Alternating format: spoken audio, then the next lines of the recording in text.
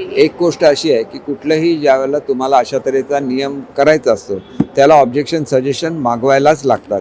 त्यांना ह्याच्यामध्ये काय ऑब्जेक्शनेबल वाटत असेल त्यांनी तसं मांडावं, आम्ही त्याच्यामध्ये सुधारणा करू. परंतु ओबीसीच्या आरक्षणाला कुठलाही धक्का न लावता आम्ही ही सोय उपलब्ध करून दिली आहे कुणबी प्रमाणपत्राची. आणि त्याच्यामुळे त्यांनी सुरुवातीला सांगितलेलं होतं की कुणबी हे पूर्वीचंच आरक्षण असल्यामुळे आमचा त्याला काही विरोध असणार नाही, त्याच्यामुळे त्यांचा विरोध राहणार नाही.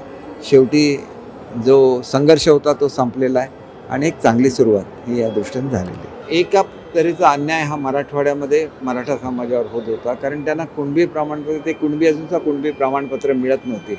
मुख्यमंत्री महोदयांनी खूप मोठा इनिशिएटिव्ह याच्यामध्ये घेतला. न्यायमूर्ती शिंदेजींच्या अध्यक्षतेखाली कमिटी स्थापन केली आणि त्याच्यामुळे अनेक पुरावे त्या ठिकाणी मिळू शकले. जे मोडीमध्ये होते, जे फारसीमध्ये होते, त्याचं सगळ्यांचं रूपांतर मराठीमध्ये करण्यात आलेलं आहे आणि त्याच्यामुळे एक बेस तयार झाला आणि याच्यामुळे लाखो लोकांना कुणबी प्रमाणपत्र मिळू शकतील. हा खूप मोठा विजय हा जरांगे पाटील यांनी केलेल्या आंदोलनाचा आहे असं मी समजतो.